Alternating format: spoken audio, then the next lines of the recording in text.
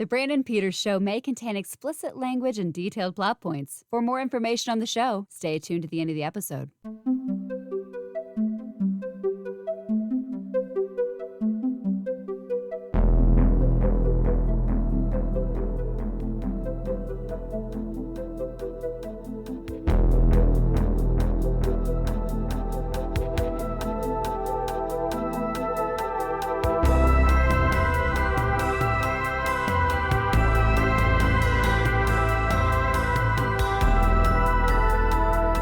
And now, here's Brandon. All right, welcome back to the Brandon Peters Show and our Tim Burton's Big Retrospective series. Tim Burton, which also features Scott Mendelson from The Wrap. Always a pleasure to be here. Thank you for having me. Oh, yes.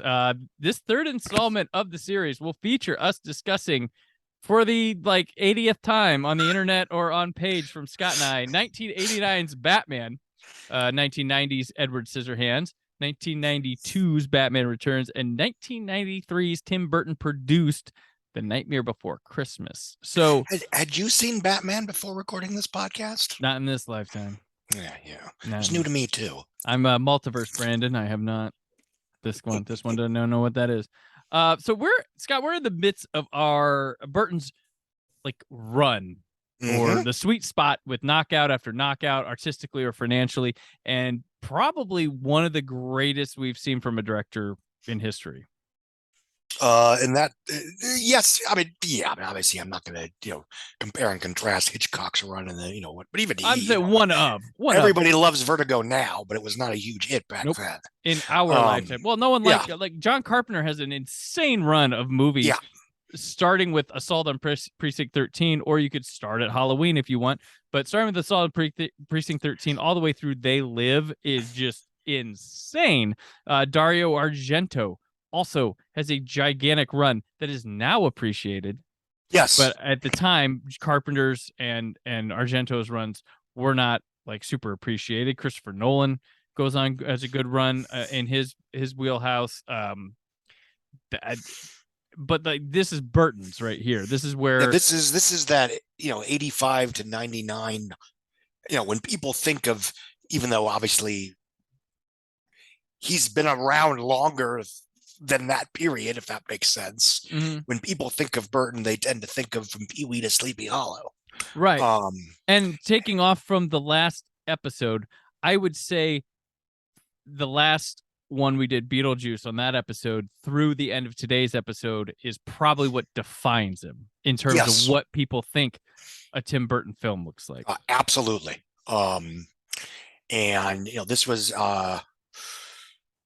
he had been hired to direct Batman on the strength of the presumed strength of Beetlejuice, and they waited until the film opened well and got decent reviews before signing on the dotted line.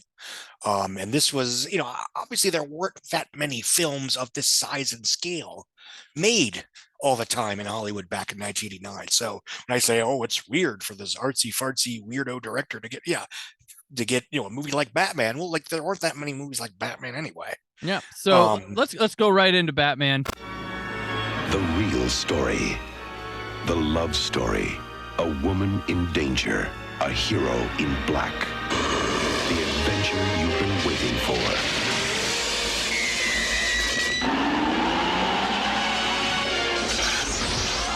Where does he get those wonderful toys? What are you? I'm Batman. Rated PG-13, June 23rd. Oh, yeah. So, of course, he directs it. It's written by Warren Scarron, from a story by Sam Hamm, characters by Bob Kane and Bill Finger, right? And Bill Finger. That's what we do now. and Jerry Robinson. Starring Jack Nicholson, Michael Keaton, Kim Basinger, some say Basinger, blah, blah, blah, blah. But Robert Wool, Billy D. Williams, Michael Goff, Jack Palance, Jerry Hall, Pat Hingle, Tracy Walter, William Hootkins, and Lee Wallace.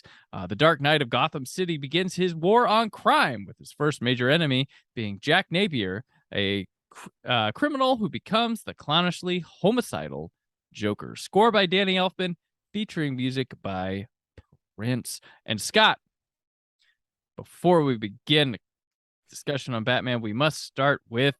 Hello. Gotham Corner Store? Yes, we seem to be down to our last Diet Coke. A gentleman is on his way to pick some up. Just look for a black car. No, this black car will be rather difficult to miss. And by the way, the gentleman is usually in quite a rush. Just for the taste of it, Diet Coke.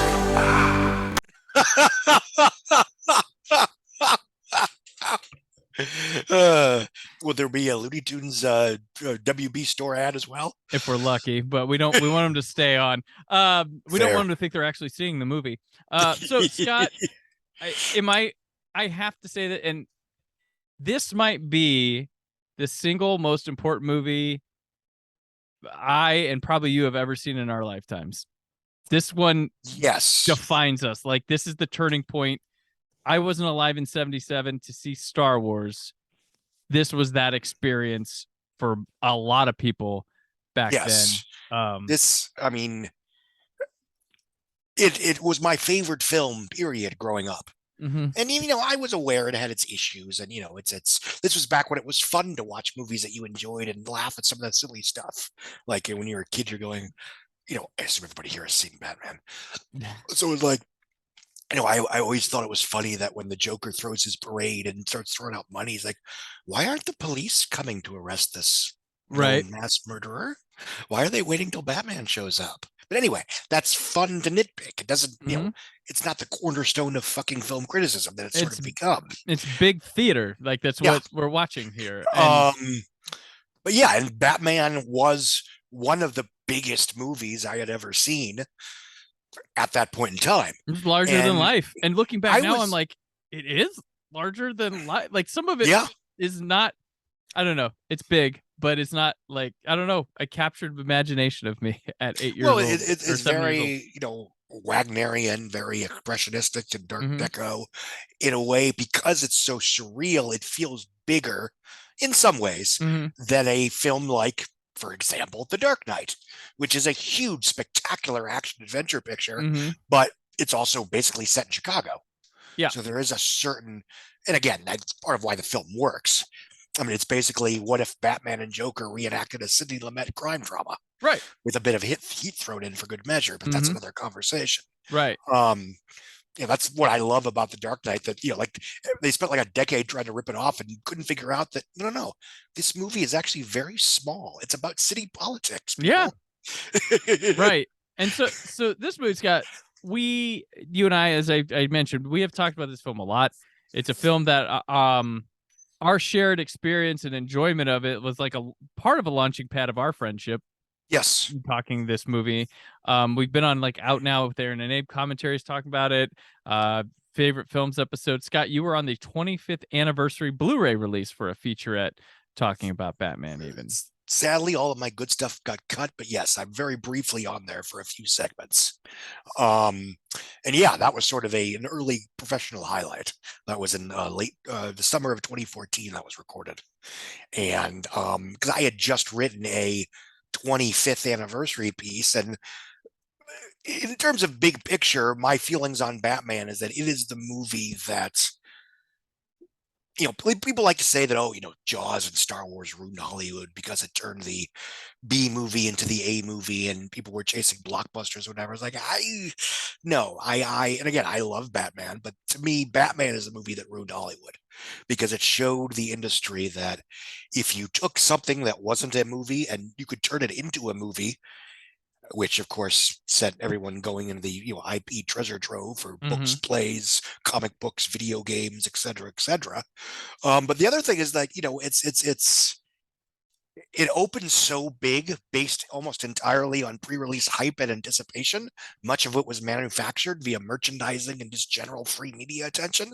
It was weird. I was 9 years old at the time, and even I was consciously aware that, like, I'm not a huge Batman fan, but I am dying to see this movie.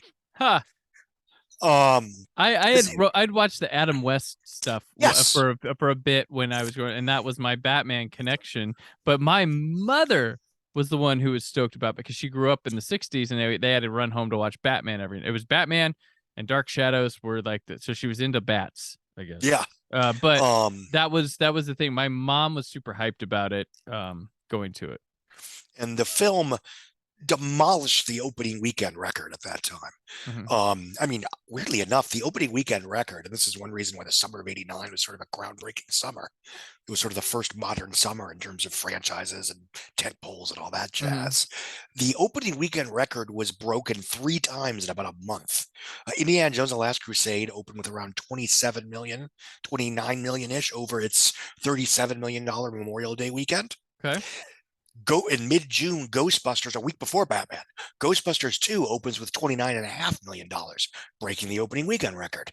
And then 1 weekend later, Batman makes $43 million in a single weekend, counting previews. And nobody had ever seen a film that made so much money so quickly.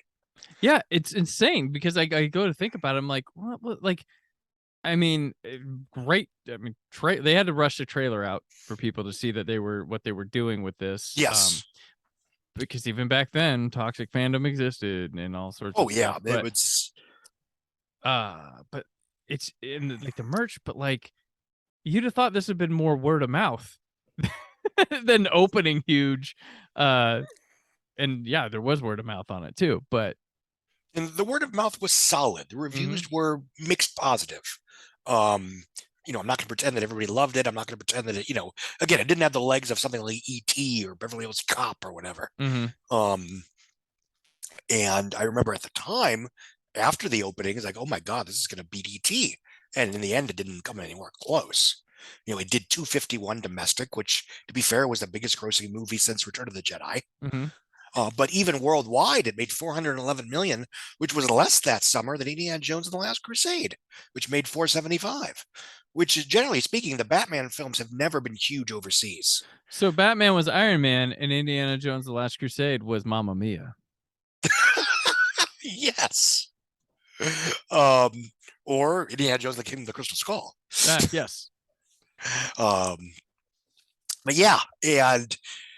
its success. What I always say about after the 80s. Star Wars, Jaws comes out, oh boy, the new blockbuster. But, Ghostbusters was an original movie. Beverly Hills Cop was an original movie. Raiders of the Lost Ark was an original movie. Back to the Future was an original picture. Well, it also opens in the summer like Karate Kid was having a sequel, and that was a real thing that was going on. Lethal Weapons, like. Yeah, but what Batman did is it had an unthinkably huge opening weekend, unthinkably huge success, mostly predicated on the idea of what if we took this thing that wasn't a movie and put big stars into it and made it an event movie, and we basically pre-sold it as something you have to see to be part of the discourse. And that's not a super original idea, but I mean, I would argue the first Batman had more pre-release hype than any movie since, I don't know, Gone with the Wind, in terms of for a non-sequel. Yeah. Obviously we're not talking about The Empire Strikes Back here. What was the only thing going on that was based on something with like the Star Trek movies in terms of big blockbusters that were based off of but that was that was a continuation of, not a start. And while the first 2 Star Trek films broke the opening weekend records respectively, they were not anywhere near the biggest grossing movies. They didn't come. Let me put it this way: they didn't make anywhere near what Star Wars did, or Back to the Future, Beverly Hills Cop, Who Framed Roger Rabbit, etc., etc. And that's the story of Star Trek at the movies. Never made near as what Star Wars did. Well, no, and I remember when they were first talking about doing a new Star Trek movie with $150 million budget, like, what the hell are you thinking? These are franchises never made more than $109 million. Yeah. The biggest opening for a Star Trek movie was Star Trek First Contact, which made $30 million. And the most popular one is like a submarine drama. Yes. And, Star Trek First Contact is $30 million. Best case scenario, great reviews, strong buzz, blah, blah, blah. 6 months later, a re-release of Star Wars does $37 million. Yeah. But back to Batman. I mean, it really did feel like unlike any conventional action adventure fantasy of that period. it's for better or worse. I mean, the Danny Elfman score was very old school. Obviously, everyone listening to this could probably comment. Bum, bum, bum, bum, bum, bum, And bum, that, well, it goes with the opening credit sequence, which is a traveling through the bat logo, which is it's up there with like a Bond sequence of one of the biggest. It's very aware of its own iconography, which is interesting. And they sold the posters just the bat symbol. Yeah, that's all you need. And that thing was everywhere. I had Converse shoes with that on it. People just had that on their shirt. They didn't have like Batman. It was just that symbol to sell it. And, again, the lesson that Hollywood would learn is that you could do that. You could make a movie that was so pre-sold that it almost didn't matter if the movie was any good or not. Well, I mean, they do the thing, like they have a controversial pick for Batman, which is like, it's either it gets people talking to where it becomes news, and then you have people that just don't care. They're going to see Batman, and people are like, Michael Keaton is well, this could be a mess. Got to see this or something like that, And then you have Nicholson. If Nicholson's in it, well, maybe I should. Is this taking it seriously or what? What are we doing here? Like, if he's going to jump on board, and the rest of the cast, well, it's a pretty solid cast. Oh, it's really Even if good I was cast, too young enough to know who Jack is, it Palance or Palance? I always called him Palance growing up, but I'm watching DVDs and stuff. Bonus features, they all say Palance. I've been doing it wrong for 42 years. You have been doing it wrong. But no, it's a solid cast of just solid, esteemed, interesting actors. Well, I mean, you got Porkins from Star Wars in here. Look at that guy. God, yeah. Star Wars as not Harvey Bullock. Not Harvey Bullock. Michael Goff. So Tim Burton brings his little Hammer love in there. Billy D. Williams in here is Harvey Dent, a black Harvey Dent. And guess what? Nobody gave a shit. And my nobody gave a shit is it was okay. Yeah. It was okay. Fine. Like, I don't want to, but I don't know if Burton had stuck around, whether we would have gotten Billy D. Williams just reprising and turning into Two-Face, or whether the notion of having a black Two-Face was always something that certain studio executives were not thrilled about. Yeah. I don't want to spread conjecture over, 25, 30-year-old discourse. My only problem with Billy D. Williams of Two-Face is like he would the mustache was going to make it a little weird. That's fair. But yeah, no, it's crazy to see after that we talked early on about that quote about people calling him racist. I'm like, look at what he was doing in the 90s. Like he's like, that's not Tim Burton. I think he said something stupid. Just it's his actions look differently than what he said. And here we go again. Just nonchalantly, like he was just doing it because that was the best guy for the role, doing all this, and so you can tell he is a best person for the role type person. I don't think he was like, ha ha ha, Well, yeah, I mean, it's whatever. I mean, it's. And he brings Keaton over from Beetlejuice, who he'd worked with, and you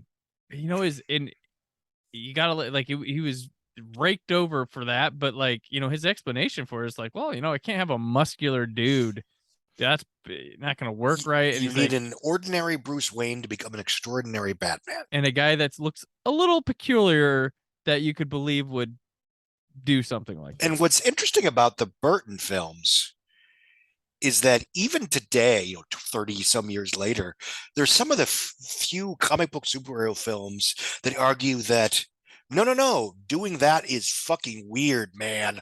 That's not how normal people behave. Yeah, exactly. Like, and then he makes a point to have the point where when him and Vicky Vale sleep together and she wakes up in the middle of the night and he's swinging upside down like a bat, because you're like, oh man, this guy's kind of like method about this, and he goes more into it in the next one. Yeah, I mean, it's even the Nolan films, which I like. I adore the first two. Dark Knight Rises aged well, but whatever. I mean, I never felt that Christian Bale's Bruce Wayne was particularly crazy. If anything, he was almost obsessively methodical in a certain way that, again, it's very compelling. It's very interesting. But in terms of Bruce Waynes that were like, this guy's crazy. And that's, I think, the key difference. He wants to get nuts. Exactly. Affleck to a certain extent, but that's sort of just, he's been doing it for so long that he's burning out. Yeah. And that's fine. That's fair for that film. But again, I think one of the weird things about the superhero movies of the last decade or so, not just Marvel, is that they sort of treat, and especially the TV shows, Jesus, is that they treat being a costume vigilante as like a job or like a title to aspire to when you've passed your driver's test and now you're a hero. Yeah. Well, and the thing that Marvel dumped out right away, which I think helped them along and get away from a lot of contrivances with superhero stuff, is they threw away the secret identity thing as being important. Which is part of the fun of Batman who's Bruce gonna tell? Is he gonna get caught? Who's gonna find? And that's the fun of that. That's the kind of the fun of it. The Spider-Man, for at least for me, is the secret identity of the superhero. Because and I've talked about this many times. In Iron Man 3, I know who you are. I'm gonna bomb your house. Yeah, exactly. But the first Batman, it's basically him figuring out how to be Batman. And the second film, it's him doing well by Batman, but completely fumbling the ball as Bruce Wayne. Exactly.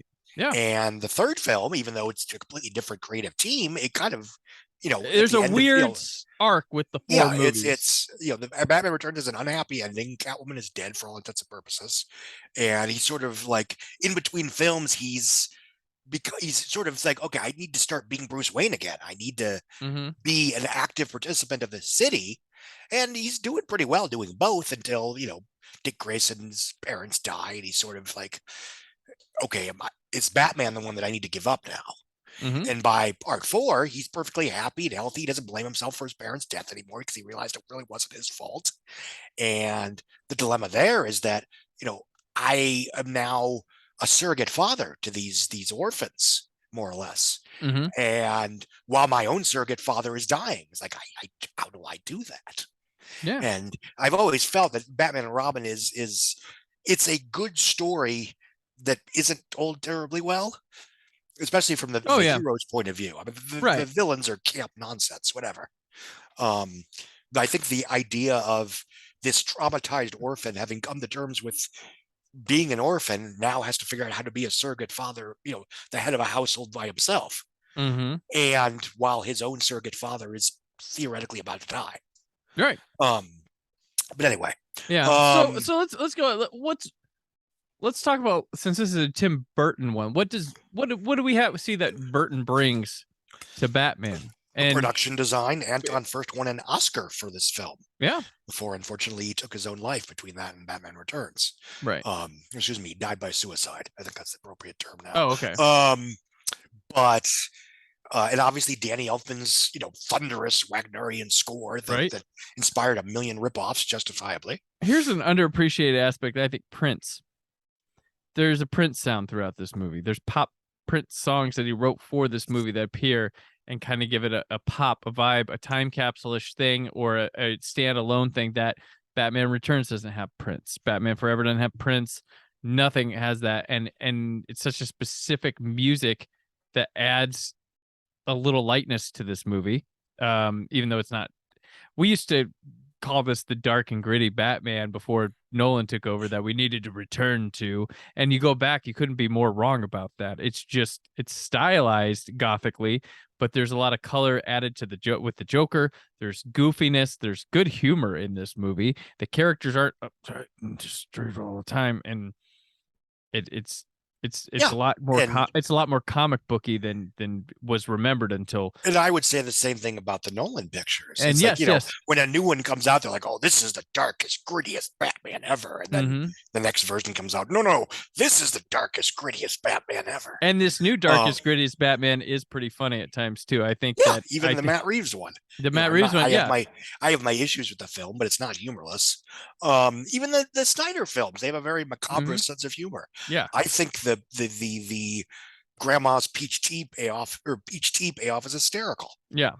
But anyway. But Burton, the Joker being the murderer of Batman's parents, I like that. I've never had a problem with it. Non-franchise world that makes sense when you're okay. Well, this is going to be one movie. Yeah, they had no idea. This movie, he avenges his parents' death. And he closes the book on that. And if there's never another Batman movie, well, okay, there you go. Yeah. There's no loose ends. Yeah, it helps it stand alone, be its own thing, and it's a complete arc, and it's great in that way. We're not like, well, next time. And I think, and I like that, Nolan's first one is a complete story itself, and it just has a little tag at the end that doesn't. Yeah. It's just like, oh, we know where this goes, kind of tag. Like we know what Batman and the Joker is, and that is a film that if there wasn't a sequel, it would have been fine. You'd have just been like, oh, I can pop on Burton's Batman, and I'll watch Batman and the Joker. It's not And the same. it's the same way with The Dark Knight, in which I think a lot of people, maybe recently, have mistaken. Not everything is a cliffhanger. Sometimes it's just a new status quo. Mm-hmm. Yeah. And it's an interesting, well, the status quo where Batman needs to be untrusted again to save the city. And it's so funny. There's a lot of stuff that, because we were used to and I hate to be talking about The Dark Knight during Batman, but preconceived notions of how things should be that we didn't get right away or understand, because like, well, they're just using Two-Face as like an end thing. It's like, no, it's actually better than any fucking full Two-Face movie could have been with what they're doing and how it's brilliant how they utilize Two-Face in that aged The Dark very Knight. well. Yeah, that took me by surprise too, I'll admit. It's like, oh, that's it, we're just gonna have this with Two-Face, and it's like, no, it actually, and it helps to give some credence to the next movie. It lends a spot for that to open up, which wasn't planned where they were gonna go, and they just went out and made the best damn movie they could. There's an opening for more if you want. If not, how Batman is. Like, and I will say, for this picture, when it was coming out, it was controversial, the idea that you had this film about Batman, a comic book superhero movie, the star of comics and cartoons, that was not only PG-13 but was really violent. Yeah. That was the thing. I was cool in my class. I was in. It was after I finished first grade, so it was between first and second grade. And I was one of the few kids that got to see Batman, and be like, your parents let you see that. PG-13 was a lot more. People were a lot more conservative about it back then. Popularized the PG-13 rating. That's another one of its long-term effects. Nobody had a problem with Indiana Jones that summer, or Ghostbusters 2. It was. No, that was PG. Oh, that was PG. Okay. Yes. That's scary as fuck too.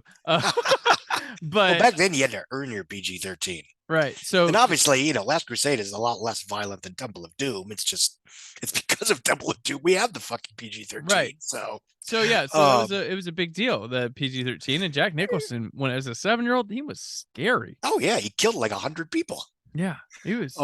And that guy he burned, and it was unusual in a film at that point to see that kind of cartoonish supervillain that just killed people for shits and giggles. Yeah. I mean, even like, a slasher movie villain at a certain, even like Freddy Krueger would kill maybe 2 or 4 or 5 people in a movie at best, or but the performance of Jack Nicholson in the Joker, along with Alan Rickman in Die Hard, sort of reinvented the cinematic villain for a good decade or so. Oh yeah, where you saw a bunch of action films, fantasy films, where like the scene-stealing villain was more important and would overshadow the hero intentionally. For better or worse. The point where, by 1994, I would argue Raul Julia in Street Fighter is basically making fun of that. Right. I mean, I'm not going to say Street Fighter is some glorious masterpiece, but I do think that performance is a very knowing satire of the post-Die Hard Batman villains. Sure. Sure. But, because he want to go, he goes with a smile. Love that Joker. But so as far as the film's tone, Yeah. it's basically really macabre and very violent camp. Yeah. Yep. And it ages very well. There's stuff like as you grow up that you don't appreciate as much or realize. Like I didn't get for the longest time the makeup thing. And then I love the newscasters continuing to look like shit with their hair and because they can't use makeup in town. And that's hilarious what they're doing. No, there is a specificity to the film that has made it age very well. Because again, yes, they were hoping to make a sequel because they're, it's Batman, but it was allowed to be its own thing. Yeah. It was sort of, 50% studio, 50% Burton. Right. And Burton did struggle on the film. He was overwhelming. Ironically or fittingly, Jack Nicholson was a guy that sort of stood up for him when the chips were down. Yeah. And would often be his ally. And we that's not to say that Keaton wasn't there or anything, but And this You know, wasn't some adventurous surefire roll of the dice too. Superman was failing at Warner Mhm. Brothers, so it was like, okay.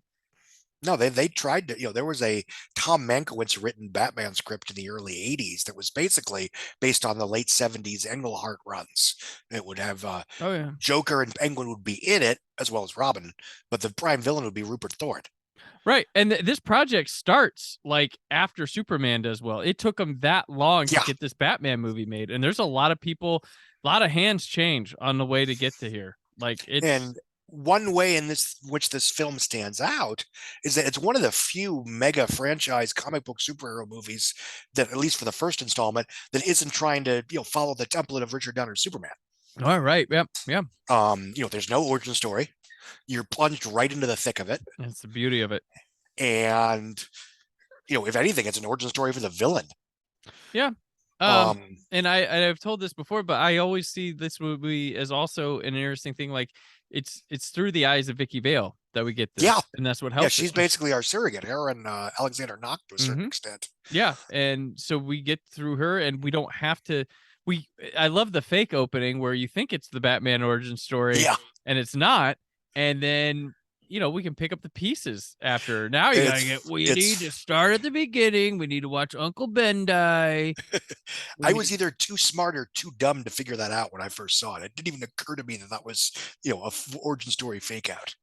Well, and I saw that. Well, I saw that, and I was like, when I first saw it in the theater, I was like, did that kid just like morph into Batman or something now? Like, what? That's weird. And I was like, oh wait, okay, it's not. It's some other family that happened to have. No, it is a terrific fake out in retrospect. It is, yeah. And there are things about the movie that are not quote unquote faithful to the comics, but there's a lot of stuff that is. The whole leaving flowers on Crime Alley every year, the way the Joker kills people with Smilax is basically Joker venom. Yeah, which is something he's been doing that since his first appearance in 1940. And the film's tone and arch sensibility, as well as the fact that the first third basically plays like a 1940s gangster movie or 1930s gangster movie, basically makes it feel a pretty spot-on adaptation the first 2 or 3 years of the comic books, when the architecture was crazy. Batman worked alone. He was a murderer. He did kill people. And the villains would kill dozens, hundreds of people in a single issue because the comic book gives a shit. Yeah. And, it's got such a specific style that is hearkening to things, but not, you wouldn't say it's of this time. And it just mixes and mashes them to be its own thing. It works so well. It's just like, I'll give credit to the Rob Zombie's remake of Halloween. Looks a lot of 70s, but it's not really 70s, but it's so specific. You could watch it at any time and just be fine because you don't specifically know what time period it is. So any technological things that show up or don't show up, what I find amusing, and if you're a longtime listener, I apologize. You can probably recite this speech by heart, but because Batman was such a 1930s gangster pulp type adventure, and the films that came after that tried to capitalize on success were 1930s 1940s adventure movies like Dick Tracy and The Shadow and the Phantom and the Rocketeer, and they were generally not successful. Dick Tracy made money, but it was expected to be much bigger. But meanwhile, a year later, New Line Cinema spends, and Golden Harvest spends $13 million on Teenage Mutant Ninja Turtles and makes $200 million. And that film, more than Batman, I would say, set the tone and set the stage for the modern comic book superhero film. It was a present tense movie based on characters that were popular or known to today's kids. And it was early enough in the property's lifespan that people can act, oh, wow, we're getting a Ninja Turtles movie. Neat. We're getting a Spawn movie. That's cool. I read that book last year. Yeah. And as opposed to like, well, kids love Batman, so they'll love the Rocketeer. Right. No. And one of the only knockoffs of that actually worked was Kevin Costner's Robin Hood, Prince of Thieves, because that looked like, for one thing, it was a spectacular, huge budget action adventure movie. Another PG-13 film that was ridiculously violent back when that was. And you had a movie star in Kevin Costner. All due respect, especially to kids of the 1990s, Warren Beatty was not a movie star. Billy Zane's not a movie star. etc. Alec Baldwin was not really a movie star for kids. Yeah. And there's this weird disconnect for a good 10 years between Batman and I guess X-Men or Blade, I guess, if you want to. Yeah, Blade. Yeah, Let's go Blade. Yeah, let's go Blade. Where you have these, would-be next Batman films that are really missing why people showed up to Batman. And, just because they showed up to Beauty and the Beast doesn't mean they're going to see Dumbo. Yeah. And Warner Brothers did they do Steel, or did someone else did they shop they that did out? Do Steel because that was DC. And that was like the modern thing that they did. And And they were in the meantime trying to get Superman back off the ground. Mm-hmm. With Burton, the Burton one got close. Yeah. And there was going to be basically a long form adaptation of the Death and Return of Superman. Nicolas Cage was going to be Superman. I think. Who was Lex Luthor? Shoot, I used to know this. Okay, whatever. It was somebody that was somewhat known at that time. I don't think it was Kevin Spacey yet. No, it wouldn't have been Kevin Spacey. No, maybe it was. I think we had this thing where when Superman Returns came out, it was like, well, there was a time where Superman needed Kevin Spacey, and we got Kevin Spacey when he needed Superman. Absolutely, that's absolutely the case. By the time it actually happened, it was like a golden parachute. Which is one reason among many that film wasn't super successful. But I remember Superman Death of whatever the hell it was called was so close to the finish line that when it got canceled, they basically made Lethal Weapon 4 in record time so it could have a big tentpole for summer '98. Right. But yeah, as far as I'm trying to think of new things to say about Batman. We've been talking about it for 30 years. Yeah, I know. Well, my thing is like I'm watching this movie, and I don't want to make a blanket statement here, but like this adaptation, and we're gonna get into the other one in a little bit here too. So we'll be right back to Batman. Don't worry, folks. Same bad time, same bad channel. Exactly. Same podcast episode, Bat Pod episode, but that would be about the Dark Knight.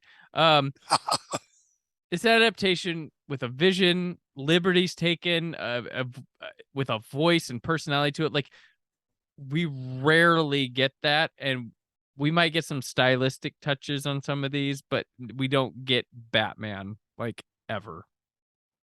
We do. There are some Nolans, we get those, but something so strong that they will just, I don't know. Sometimes we get Iron Man 3, but it's just crazy. I think Marvel at their best tries to do that. I think one reason I like Shang-Chi as much as I do is it feels very much like a Destin Daniel Cretton picture in terms of its themes and its character work. Yeah. It feels like a movie from the guy that made The Glass House in Short Term 12. But again, those are those are dramas. They are not spectacular action adventure movies. But I do think Ryan Coogler's Black Panther. That's very much a film by the guy that made Creed and Fruitvale Station. Yeah. The Guardians movies very much they are, but are they as strong and distinctive voices as Tim Burton's? No, and again, the reason for that is the Marvel movies have to fit into a certain ongoing narrative, and they have to all take place in the same world. Yeah, and that's always going to put you in a different situation, where as opposed to something like where Batman and Dick Tracy can look and feel nothing alike. Yeah. That's why although they have some similarities. I like composer for one thing. I like the crossing over and mixture of the superheroes is neat and stuff, but I've always felt like I just need the one. Like I never read the team up issues in comics. I was always like, the big events and stuff. I just like to stick to my Batman, stick to my Spider-Man, stick to my X-Men. The X-Men don't need the Marvel. The X-Men is a Marvel universe on its own. That's the craziest thing. I'm like, you realize how much you add to it when you add X-Men. And I'm just like, I'm content with that. And when you have it movie wise, you don't have to worry about like, what's Superman doing here? What's this guy, and you can just make your superhero movie and not worry about ripple effects. But yeah, though there are, like I said, there are some with stylistic touches. Some of their voice comes through, but I feel like nothing as just blunt as some of these other ones. Well, not to skip ahead, but I think part of the reason for that is the sheer backlash 3 years later over Batman Returns, which was Burton going full Burton. Yes. But also 3 years before that, Scott, how was the box office on Batman? As if we've never talked about this ever. How do I keep this under an hour? 43 million opening weekend, 30 million second weekend gross. It cracked $100 million domestic in 10 days, which was a record. It finished out with $251 million domestic, which was the 5th biggest movie of all time. It earned $411 million worldwide on a budget of under $45 million. Depends on who you ask. I mean, I've seen people say the film cost 35. I've seen people say it cost 55. According to Hollywood accounting, it still lost money, so whatever. It was also funny thing here. I noticed it too. You know, those dickheads Disney opened Honey, I Shrunk the Kids against Batman. We're gonna take you down, Tim. We're gonna take you down. I think it was a matter of that was counter programming. Oh no, 100%. But I find it funny that here's Disney again. Oh yeah, and you know it's torturing Tim Burton. There was a lot of, including me, chatter in this past March about the Batman being basically the only big movie of the entire month of March. And there were some reasons for that. You know, Operation Fortune got pulled, Turning Red got sent to Disney Plus, et cetera, et cetera. But part of the problem is the kind of films that used to open against or alongside Batman movies, like My Best Friend's Wedding, Mamma Mia, Honey, I Shrunk the Kids. Maid of Honor. Maid of Honor, yeah. I don't know. I know that I don't remember what that opened against, but it wasn't Batman. Iron Man, okay. I think, yeah. Or was it Spider-Man 3? Ooh, either answer will work for me. We'll find out later. Your point is valid. And those films barely get made at theatrical level anymore. So, you know, when you don't have My Best Friend's Wedding, there's nothing to open against Batman and Robin. Right. But in 1989, on the same weekend that Batman was shattering box office records to an unprecedented degree, Honey, I Shrunk the Kids opened with $14 million. Right. And so did Maid of Honor in 2008 against Iron Man. It was yep. Quite. But so yeah, it would be the biggest, you know, again, domestically it was the biggest grossing movie since Return of the Jedi. At the time it was behind Jaws, Return of the Jedi, Star Wars, E.T. Yeah, that was easy. There you go. They made more than The Empire Strikes Back domestically and worldwide. And yeah, I mean, it was just a freaking sensation. Yeah. I mean, it's hard to explain to people what Batmania was like back then, both in terms of how pervasive it was and how unprecedented it was for that kind of promotion and or hype. And funny enough, like now you think, and this was huge, like, because you got action figures, but there were only like 3. There was Batman, that was like the one spot where they dropped the ball was the fucking toys. Batman, Joker, and Bob. Yeah, Bob the Goon gets into his action figure. Bob the Goon. I think there were 2 variations of Batman. I had the one where the belt went like I have that one. I think I still have that one in my kids' playroom somewhere. I've got that somewhere. And then I think they had a Batmobile. Yeah, they did. They had a Batmobile. They had the coolest Batmobile of all time, suck it, is in this movie. Oh yeah, absolutely. This car is awesome. And the second one, if you want to know what my runner-up is the 60s car. Take that, haters. Enough. Take that, haters. I like some style. Pattinson's got a nice ride. I never was big on the Tumbler. Like, no, it's just a giant fucking tank. Yep. I get it. I mean, it's not supposed to be necessarily stylish and cool. It's supposed to be, you know, useful. Right. I don't mind the Schumacher Batmobiles. They're just really wobbly and unwieldy. Right. But so when you play that driving Batman game, which one do you pick at the arcade? Oh geez. I'm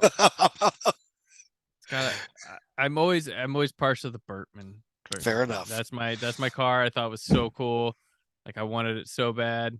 And like the shields.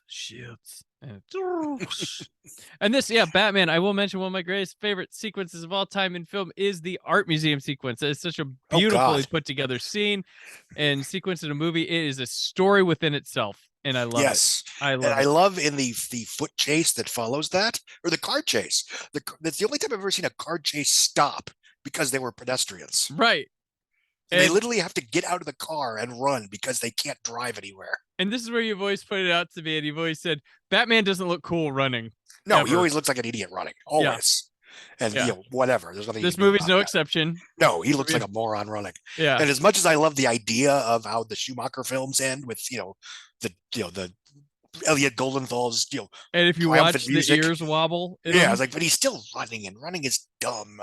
The best Batman's ever looked running is the opening sequence of the 60s show. That's about it. The cartoon part. Oh yeah, that works. The cartoon part. That's about it. I mean, even the Tim Radimsky animated series, which I adore, he still looks dumb running there. Yeah.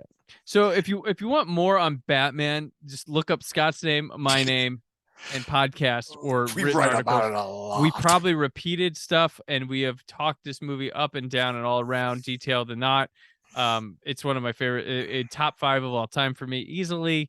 It's probably, I talk about Halloween, but Batman 89 is just as important. I'm sitting here now talking to Scott because of this movie. Pretty much. So, I mean, it opened up my world to just, and summer 89 became the summer I saw more movies than I ever had in my life at the time. And it was because of movies like this. I just wanted to go to movies. I wanted to capture that feel. I had seen Ghostbusters 2 and Indiana Jones before this, but this one just did something, and I wanted to go see more and everything else. And it was something that, and again, Batman didn't invent this, but the idea of having prestigious, acclaimed movie stars playing recognizable marquee characters in a circumstance like this, that was also a huge, whether it was John Goodman as Fred Flintstone, yep, or Harrison Ford as Richard Kimball, or Bob Hoskins as Mario. Hey, it was on paper that was a fucking great casting call. Right. No, yeah, 100%. And that is, that's something that, I mean, that's something we've almost lost with the super saturation of genre in tentpoles. Is now everyone does those because there's nowhere left to go. Yeah. If you want 3 hots and a cot, you basically have to join a franchise. Yeah. That's true. All right. So now we'll move on to a Tim Burton one for me. In the biggest of ways, with Edward Scissorhands. This Christmas, from the director of Beetlejuice. Love the light to stare, dear. Can I bring show and tell on Monday? Laugh with Edward. Whoa, it's a heck of a handshake you got there, Ed. Come on, let's get you sharpened up. Edward, would you? I'll be darned. Edward Scissorhands. We don't want him rusting up on us now, do we? Rated PG-13. Now playing. Is written by Burton and Caroline Thompson, starring Johnny Depp, Winona Ryder, Diane Weiss, Anthony Michael Hall, Alan Arkin, Kathy Baker, and Vincent Price in his final big screen role. An artificial man who was incompletely constructed and has scissors for hands leads a solitary life. Then one day, a suburban lady meets him and introduces him to her world. Edward Scissorhands was just like, at the time, I don't think we talk about how, it's hard to describe what the phenomenon of Batman was like. It might be hard to describe how weird Edward Scissorhands was to be selling to the audiences of that. You just had to trust Tim Burton's name on it. And it was a hit. It made about 55 domestic. And pretty boy Johnny Depp doing something like this was crazy. And Burton said he wrote the role with Depp in mind, that's who he wanted. But this time around watching it, had things gone differently for him, I could see him putting Paul Rubens as Edward Scissorhands. How old was Paul Rubens back then? He was probably pushing 40. That would have been really awkward. It would have been, but it's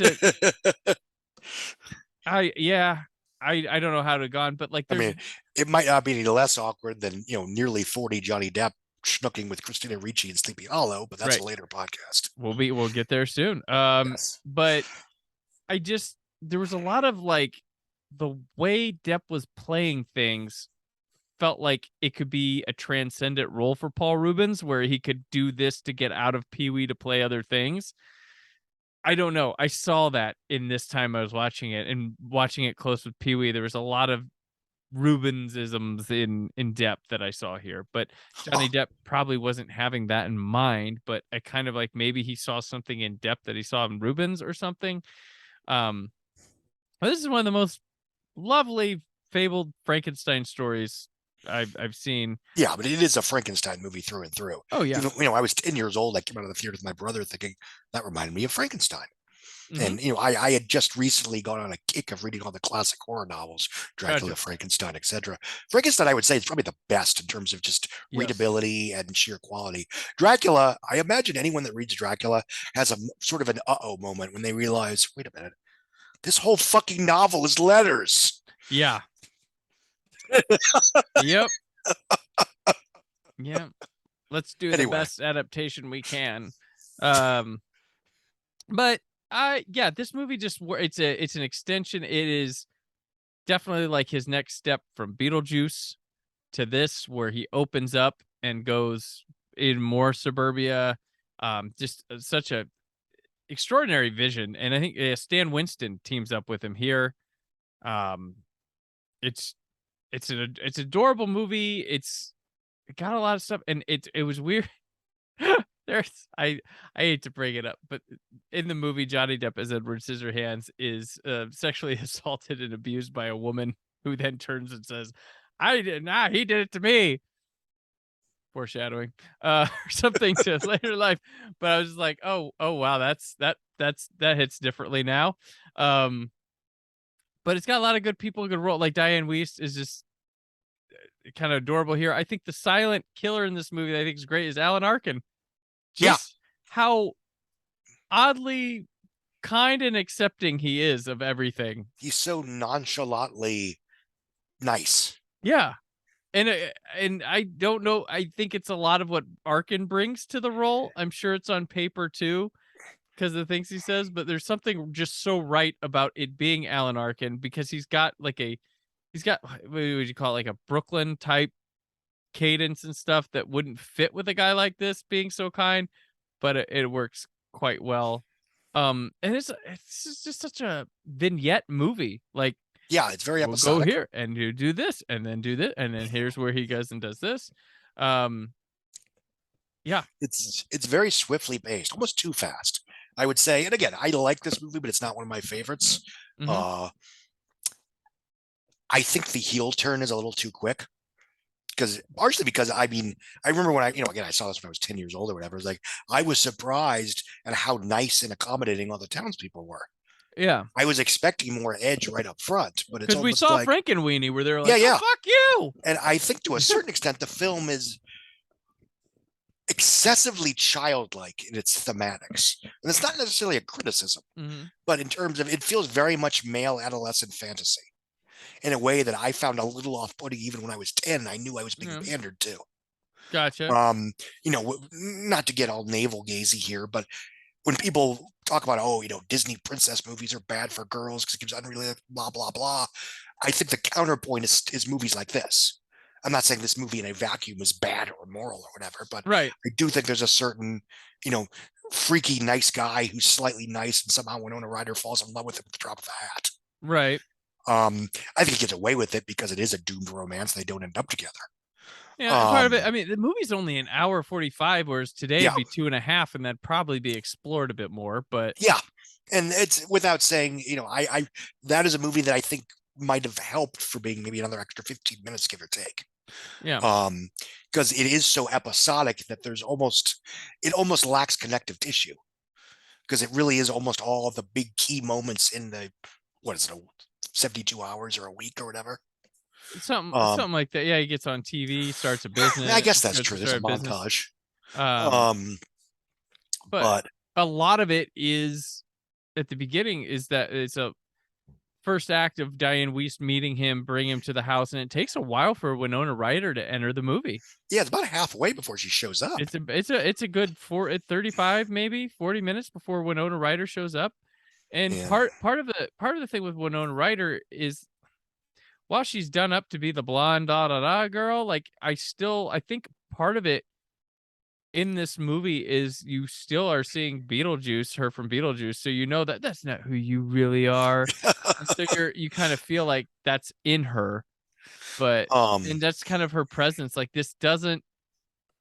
It doesn't feel like this is her. It feels like someone hiding themselves with Winona Ryder in this movie. Maybe it's the blonde hair or something like that. But I think part of that is again, it's sort of playing with the fantasy of the hot cheerleader blonde is secretly not sexually, but a freak inside that will accept you for who you are. Gotcha. Despite you being weird. Right. And even Burton admitted in one of the books that I read that, the ending where he viciously murders the school bully in a very triumphant duel to the death atop a castle was very much him blowing off steam from his high school days. Edward dies tonight. Yeah, basically. Edward dies tonight. Jesus Christ. I've never put that together. Well done. So you and I, you know, we've talked about the end of this movie before because you were never a big fan of it and stuff. And I watch it, and I've never really had a problem because for me, it's just a movie where people can explore ideas like this or take things out. But then I watched it this time, I was watching this in mind, but like, dude comes guns blazing upstairs with no choice. There's like no choice but to he's trying to shoot and murder him. And then there's a moment where I can see, and it's probably brilliance of a good performance by Anthony Michael Hall, that when Winona Ryder starts defending him doing all this, you can see a change in his attitudes. Like, I'm going to have to kill her too. Yeah. I can see it. And I'm like, okay, they're in a no point in a return. And then when Edward is down and she has Anthony Michael Hall with the scissor hand to him, it's at the witness of Edward, who's not the brightest. He's innocent and impressionable, thinking, oh, that she said something about killing him. And then when he beats her to the ground and he decides to do it for her. Yeah. I mean, I don't think she intends to kill him, but he takes it wrong. And I also believe in this story, you need a way for him to both be heroic in a way and horrific in a way that he has to stay there forever.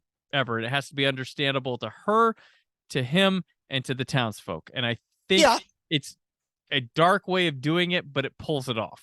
And it was never a deal breaker. I still enjoyed the movie. It's one of those situations that were like, could they not figure out a way to end this that isn't, a fight to the death atop a castle where the nice guy has to defend the hot girl from the guy that she shouldn't be with, who isn't just kind of a dick. He's a comic book villain now. Right. And again, it's even Burton admits it's not his finest moment and whatever. But before the climactic scene, is there anything that Anthony Michael Hall, Kevin, I believe his name is, has done to warrant his death? No. But cinematically, when you come in shooting at somebody with there's no let's sit down and talk about this, and then be like, man, it got crazy up there, didn't it? Yeah, let's go for a beer, Edward. That's not happening in a movie sense. Back when we could take movies as movies and not realities. And it's I mean, without getting nitpicky and annoying here, like all the townspeople are running to the castle. What were they going to do? They don't even have weapons. Were they just going to disc him? Well, and I love when she reveals to the end. There's kind of like, oh, okay, let's go on. All right, and the neighbor, the woman who kind of started the turn on Edward, Kathy Baker's character, she's got this look on her face like, oh, all right. Like, you were part of why everyone was for Anthony Michael Hall coming there. And it's whatever. I'm not as big a fan of the third act as the rest of the picture. I still think it's a triumph of production design. It's one of Danny Elfman's best scores. Oh, it's great. Yeah, Johnny Depp is spectacular in the film. So far, he's only got every movie, a dozen lines, maybe. Yeah, every movie we can hum the scores to so far. Like it's so far. It's been just like, man, these get used for trailers, montages, and other things. Like, and it's just great. But yeah. Edward doesn't say much. It was a weird thing for Depp at the time. And the funny thing was, this is where we find out this is who Johnny Depp is and Johnny Depp wants to be. These are the characters he wants to play, and it would take a while to get back to this. Well, for him, there was a period before, between 1990 and to maybe 1999, where he's basically box office poison. Not only is he not a butts and seats draw, he has such a reputation for weird, offbeat, audience displeasing pictures that I think to a certain extent he's repellent. Yeah. Now that's not to say that his movies aren't good. Don Juan DeMarco is good. Nick of Time rules. Nick of Time is good. And that was sort of his, dear God, I need to make a mainstream picture. Yeah. And nobody showed up because we went to Toy Story and Money Train. And what was the other? What's It in Gilbert Grape, which put Leonardo DiCaprio on the map. That is a good film. And regardless of his off-screen turns of late, he's always been a very good actor. Oh yeah. And I would argue he never really phones it in. No. Even stuff like Mordecai, he's making specific choices. I like Mordecai. I like Mordecai. Yeah, I thought better than Black Mass. Yeah. I mean, that was his year-end awards bait. Oh wow, he's a real actor again. Like, he was more interesting in Mordecai. Yeah. And the thing is, like, I think maybe compare it, like, he wasn't balancing it out like Keanu was able to at the time, between interesting and some nice little cash money box office mainstream stuff. I think Keanu Reeves, thanks to Speed, was made into a viable action hero. Right. So he could occasionally do, sci-fi action fantasy or straight action films that were, more viable than something like A Walk in the Clouds. Great movie, by the way. Yeah, which he can still do those. Like, but like, well, then, but there's only one Keanu Reeves. I mean, he's basically one of the best action stars of our generation, who is also an entirely convincing romantic leading man. Right. I mean, I can't think of anyone else I can say that about. Not Schwarzenegger, not Stallone, not Bruce Willis, et cetera, et cetera. Not Christian Slater. Yeah. Yeah, that's very true. Very true. But yeah, so yeah, here this is, I mean, they hit it off. This is their start to work together. We'll be talking about Johnny Depp in a lot of other films. I also noticed what's her name? The bigger woman that's plays one of the neighbors. She's from Pee-wee's Playhouse. So that's another plant here that's there. But it's a interesting cast. It's fun. It's that suburbia meets goth stuff that he likes to do so much. It's our second film in a row we're talking about today, which has someone falling out of a tower to their death in the air of moonlight. Slightly more appropriate in the last film, but that's okay. Yeah.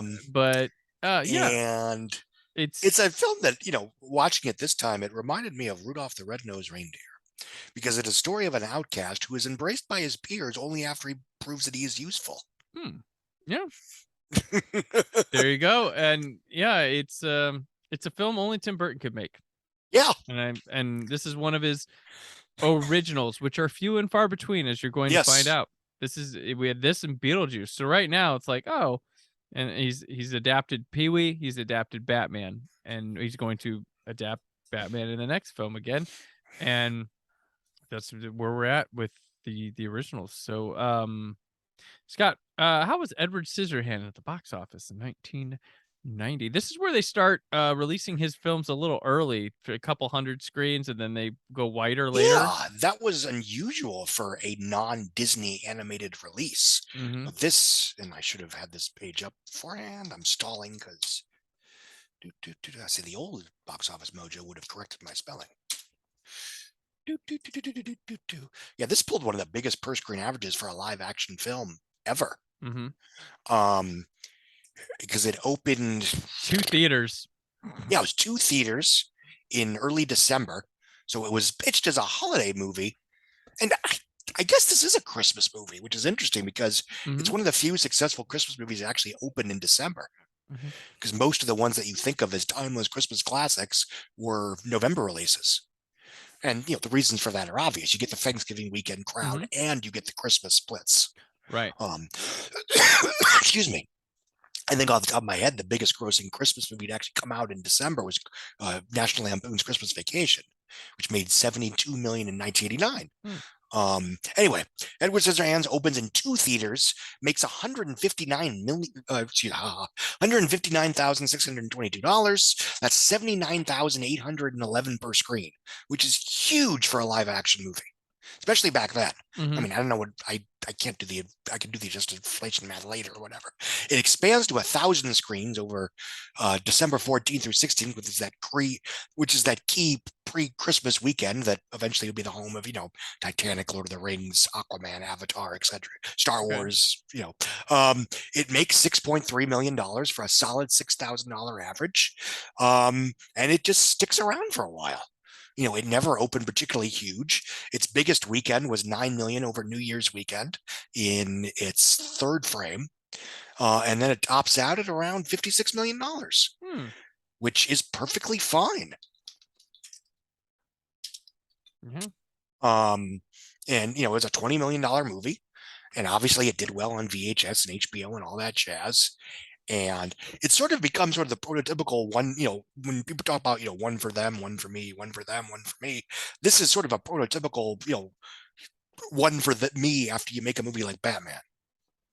Yeah. And unlike a lot of one for me's, this was a hit. Yeah. Obviously, the other example is, Christopher Nolan makes Batman Begins, then he makes The Prestige, which was a solid earner, about 120 on a 40 budget. Then he does The Dark Knight, and then gets 160 million for Inception, which does $825 million. Right. So, and that's sort of one reason why Nolan is that his one for me pictures tend to be huge hits anyway. Yeah. And again, this is a very different time, but, and, for example, a one for me that was not a hit, as much as I adore it, is, Cameron Crowe makes Jerry Maguire that does 155 million domestic, 3-something worldwide. He follows it up with Almost Famous, which is one of the best movies of the 2000s, but it was a of all time, of all time. Fair enough. Yeah, I'm a huge fan of it, but it was entirely uncommercial. So it bombed, and other than Vanilla Sky, which also starred Tom Cruise, Cameron Crowe really never had another hit. No. But anyway, I'm getting off the subject. Yeah, so yeah, it was a there was a period, from Pee Wee to Ed Wood, he was basically King Midas. Yeah, he's this is the spot artistically and financially. It's and even Ed Wood, which is his first bomb, still got the best reviews of his career, and Martin Landau won an Oscar for it. Right, and we'll be getting to that next time on our next episode, I believe. Yeah. But our next movie is The Return of Batman. And which is Batman Returns. I'll say it because some guy's gonna be like, "Oh, you call it The Return of Batman?" We know what it's called. It's not called Batman Triumphant. Yeah, no. A bird of prey, My dear penguins! launches his foul attack. A cunning cat Meow. lashes out. To destroy Batman, we must first turn him into what he hates the most, namely us. And Gotham's only hero flies in the face of danger when Batman Returns, June 19th, directed by Tim Burton, rated PG-13. Nope. Written by Daniel Waters and Sam Hamm, characters by Bob Kane and Bill Finger. Starring Michael Keaton, Michelle Pfeiffer, Danny DeVito, Christopher Walken, Michael Goff, and Pat Hingle. While Batman deals with the deformed man calling himself the Penguin, wreaking havoc across Gotham with the help of a cruel businessman, a female employee of the latter becomes the Catwoman with her own vendetta. This is where I think we coined the term full Burton. Oh, yeah. And this was, not to get ahead of myself, but this is a classic example of audiences showing up for an auteuristic studio picture that is mainstream enough to be popular with the masses. It makes $1 gajillion. So for the sequel, the studio goes, okay, just go do your thing, come back before dark. And there is a less positive reception when it's full auteur. Yeah. And again, quality notwithstanding, Batman v Superman as opposed to Man of Steel, although Batman v Superman was a more successful, whatever. I don't want to get that discourse. Thor, Love and Thunder, which is full, Taika Waititi, as opposed to Thor Ragnarok, which is basically, and I think it's a very good movie, but it is a more conventional MCU movie with an altruistic seasoning, if you will. Rob Zombie's Halloween 2 is very much. Yes, absolutely. Jesus. And yeah, there are other examples if you want, I think to a certain extent, Iron Man 2 is more of a Jon Favreau film than the first one is, in terms of, it feels like What If Swingers in the MCU. Yeah, a little bit. Maid, Swingers, that type, yeah. But whatever. That's neither here nor there. And there was the backlash on this one too because of the full Burton. And I gotta say backlash. Going through this for this retrospective stuff, like if you paid attention from Beetlejuice to Batman to Edward Scissorhands, Batman Returns is so damn easy to see coming. Like it's the natural extension and progression of those three movies. It's like if you pay attention to like the work of a director or something instead of just taking products, like you shouldn't be surprised. But alas, people love bubblegum and they like to talk about being an expert on bubblegum a lot. That's what we have nowadays. But like if you were paying attention to Tim Burton, this is like okay. I was 12 years old, and this was the first quote unquote Hollywood scandal of this nature that I paid attention to week in and week out. And I was surprised. I mean, yeah, I saw the film on opening, the night before, Thursday night preview. And yeah, it was there were scary parts. It was very loud. It was very grotesque and violent and macabre. But even when I was 12, I was like, in terms of body count, this is a lot less violent than the last Batman movie. Right. The Penguin doesn't kill anywhere near as many people as the Joker did. No, but he threatens to kill all the children. He kills. Yeah, there's the violence is more personal. Right. Which again goes in the line of the late 80s comic books of that era, which were more grounded but more macabre and ghoulish, where the villains had single-digit body counts, but they were scary and psychotic. And like the cool thing about this feels nothing like the previous one in terms of plot and all that stuff. No. It is it feels very much. It's perfect. Like it's not like, okay, what they like last time, how can we do this again? It's not, and it is its own thing. Like you could watch Batman Returns without Batman and be fine. Oh yeah, I mean, the mayor is different. It's the only connective tissue are the three, Pat Hingle, Michael Gough, and Michael Keaton. Yeah. I like that you named Pat Hingle first.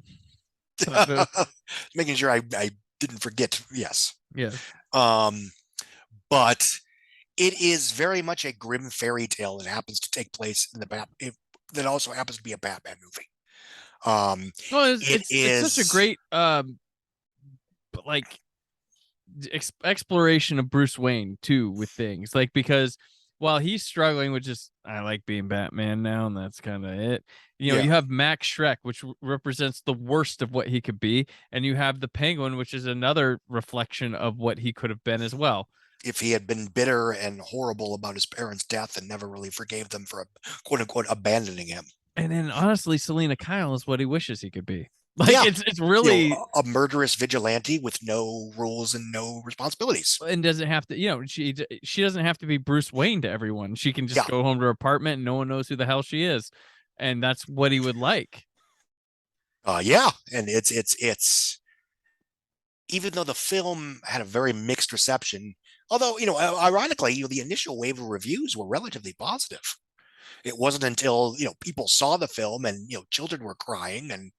To be fair, it was one of those situations where it's like, on one hand, oh, you fool, it's a PG-13 movie starring Batman. Didn't you see the last one?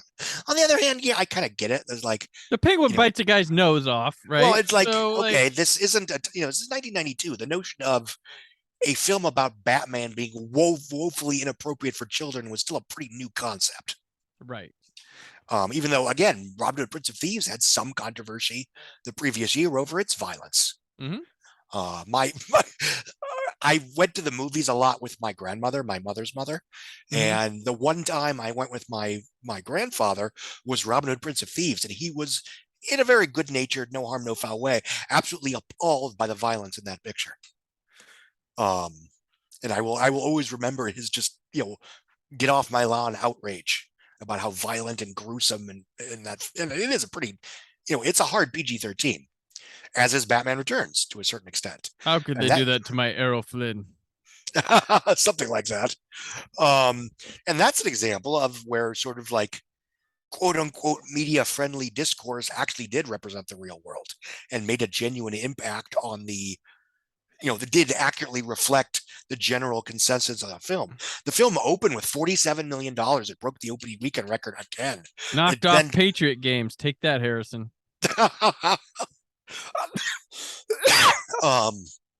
And then it dropped by a then huge 45% in its second weekend while getting a mere B from CinemaScore, which even back then, it's CinemaScore. If you get anything under an A-, you're in trouble. And it would be out of the top 10 in like 6 weeks. And it would only make 162 million domestic, 260-ish worldwide on, depending on who you ask, around an $80 million budget. Again, by today's standards, it had a it basically had a 3 and change multiplier. It made 3 times its budget. Yippee skippy, everybody's happy. But back then, both in terms of expectations after the first Batman, and in terms of, you didn't make mega budget movies to barely make your money back then. Right. It was just not the way it worked. Generally speaking, if you have a sequel that costs a lot more but makes a lot less, whether you make money or not, you don't make another one. Right. Which we'll learn with another film of Burton's coming up in 2 episodes. Oh yeah. Or no, next week I think even. Yeah. I have to note with the box office on this. We'll weave that into our conversation here. But there's no counter programming opener on this one. Everybody steered clear of it. Yeah. Don't go near Batman. I'm trying to remember what opened. Patriot Games was right before. Patriot Games and Sister Act 2 opened. Sister Act 1.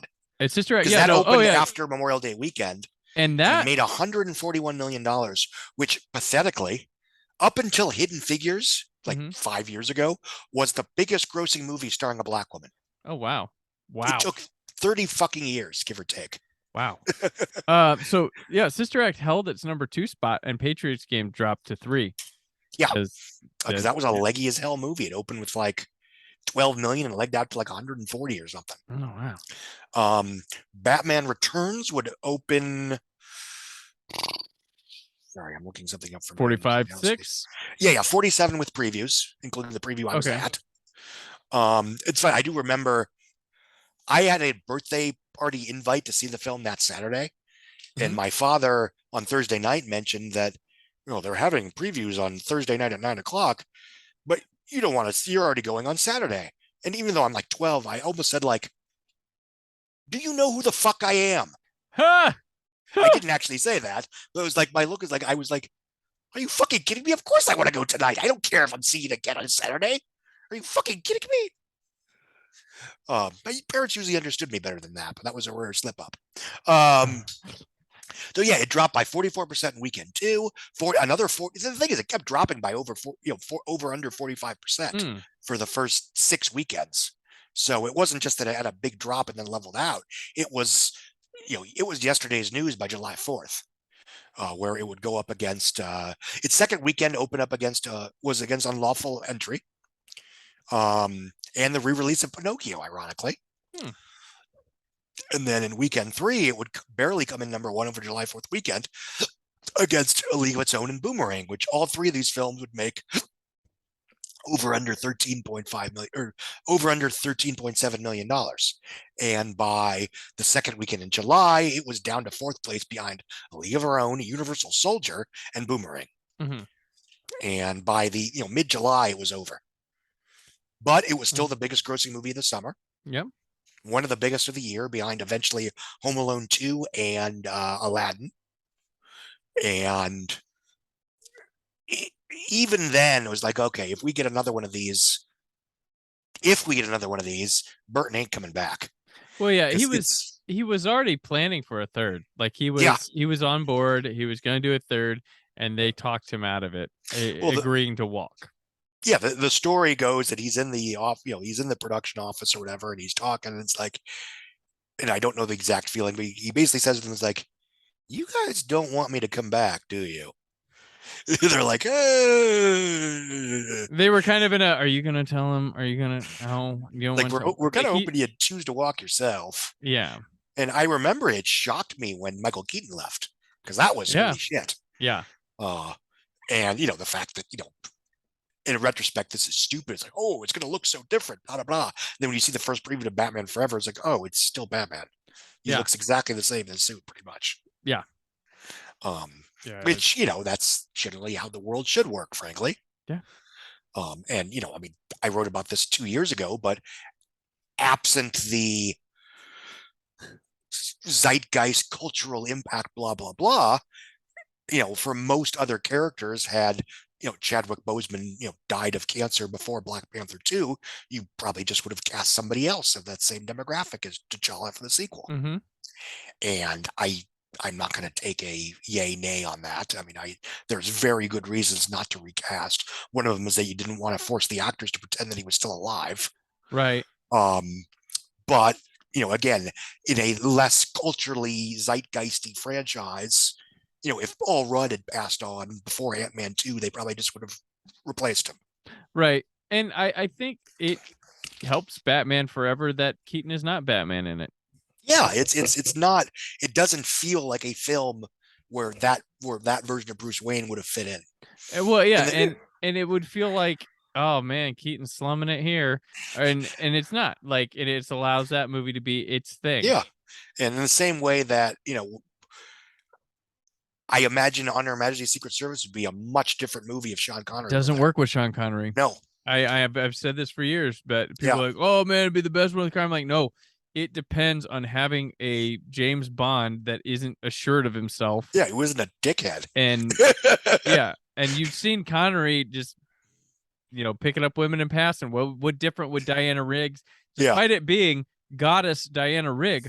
Yeah, it still would ring just like a Honey Rider or something. But when you have Lazenby and because it's her movie, and that's the mistake it makes, is dropping her for like a good 40 minutes of the movie, but she carries that movie. She helps Lazenby be better, but it's her movie, and that's a lot of the strength of it, and that's what makes it so good and why people enjoy it.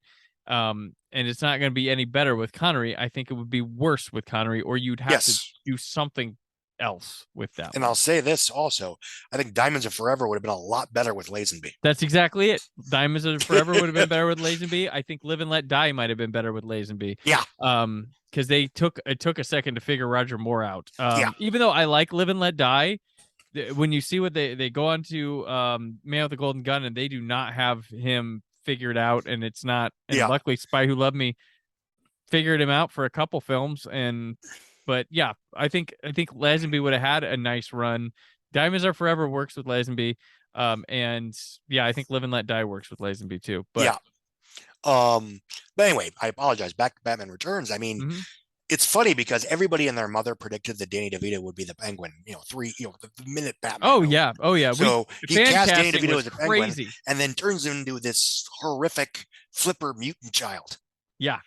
So it's like, we're giving you what you think you're getting, but not really. The Penguin that you were expecting is on his campaign posters. Yes, exactly. That's actually, those posters are very reminiscent of the conventional comic book version of that. Right. And again, as an example of, is that faithful to comics? No, but it works for the movie. Yeah. And I like let's be honest, Penguin's a boring villain. Yeah.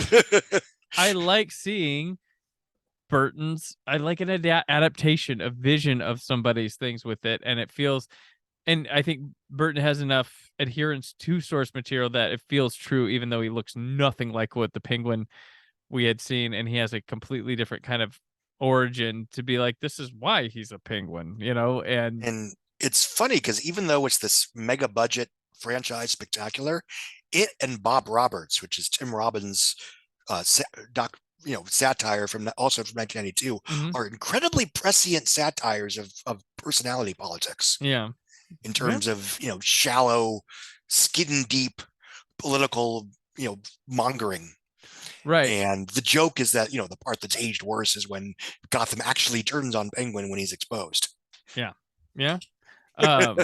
Also, Catwoman here, also Tim Burton's own vision of it. Yes. And one of the most Tim Burton characters ever.